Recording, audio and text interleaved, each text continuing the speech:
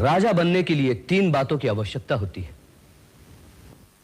गुरु का आशीर्वाद, मंत्री और साथियों का सहयोग, प्रजाजन का स्नेह और विश्वास। आज मुझे ये तीनों प्राप्त हो गए। इसीलिए मैं बड़ी प्रसन्नता के साथ यह राज्य स्वीकार करना चाहता हूं। परंतु मेरे मन में एक शंका है। राज सिंहासन पर बैठने से पहले आप सब उस शंका का समाधान कर दे तो अच्छा है। क्या शंका है आपको राजकुमार भरत? कुछ दिन पहले मेरे स्वर्गवासी पिताश्री महाराज दशरथ ने ऐसी ही एक सभा आयोजित की थी जिसमें आप सब उपस्थित थे। क्यों?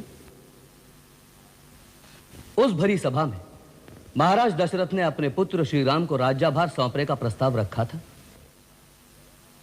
और आप सब ने एक साथ एक आवाज में श्री राम के पक्ष में अपना मत दिया था। क्यों? मैं पूछता हूं क्यों आपने श्री राम के पक्ष में अपना मत दिया था? क्योंकि राम जैसा राजा किसी देश को बड़े भाग्य से मिलता है। बिल्कुल ठीक कहा। फिर आपका मत लेने के बाद राजा ने अपनी एक रानी के कहने पर सर्वसम्मति से दिए गए जनमत को ठोकर मारकर आपके प्यारे श्री राम को घर से निकालकर वन में भेज दिया और अपनी एक चहेती रानी के पुत्र को राजा बनाने का निर्णय ले लिया। तब आप में से कोई उठा था यह पूछने के लिए कि हमारे मत का क्या हुआ? क्या आप में से किसी ने राजा के इस अन्याय के विरुद्ध उसे ललकारा? क्या आप में से किसी ने विद्रोह की आवाज उठाई?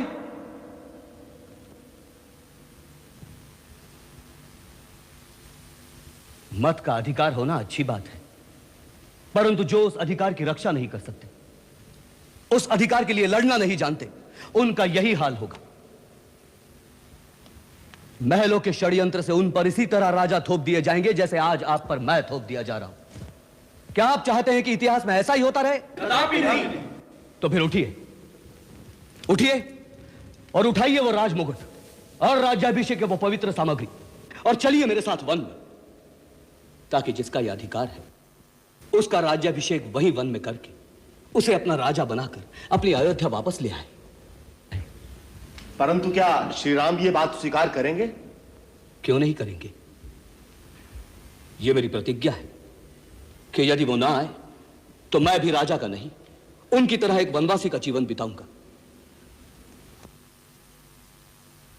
आप लोगों ने कैसे सोच लिया कि जिन महाराज दशरथ ने अपने वचन के लिए अपने प्राण दे दिए, जिस श्री राम ने पिता के अपने मुख से ना कहने पर भी पिता के वचन की आन रखने के लिए एक भरा पूरा साम्राज्य तिनके की तरह छोड़कर वन का रास्ता ले लिया, उन्हीं दशरथ का पुत्र होकर, उस श्री राम का छोटा भाई होकर यह भरत ही ऐसा नीच निकलेगा जो अपने बड़े भाई का राज हड़प कर जाएगा?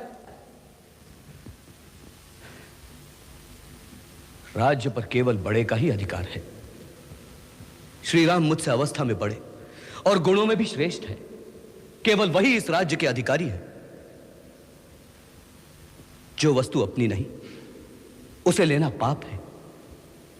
मैं गुरुजनों से प्रार्थना करता हूं मुझे यह पाप करने की आज्ञा न दे जिससे मैं रघुकुल का एक कलंक कहलाऊं। वैसे कलंक तो मुझे मेरी माता ने लगा ही दिया है, लेकिन आप लोग तो मुझ पर दया कीजिए। मैं इस राज्य सभा के बीच खड़ा होकर घोषणा करता हूं, अयोध्या के राजा केवल राम है। वो इस वक्त जहां भी हैं, उसी दिशा में मैं उन्हें शत शत प्रणाम करता हूं और इसी समय उनके पास जाने का प्रण करता हूं। आप सब भी मेरे साथ चलने की कृपा करें। गुरुजन, मेरा यह संकल्प सफल हो, यही आशीर्वाद प्रदान करें। धन्य, तुम धन्य हो भरत। तुम सचमुच धर्म का अवतार हो। तुम्हारे कई पूर्वज राजा प्रतापी और पुण्यात्मा हो चुके हैं, किंतु धर्म के सामने इतने विशाल साम्राज्य को तुच्छ समझने वाला तुम जैसा महात्मा आज तक कोई नहीं हुआ। तुम राजाओं के राजा हो भरत। तुम धन्य हो। तुम्हारी सदा जय हो, सदा जय।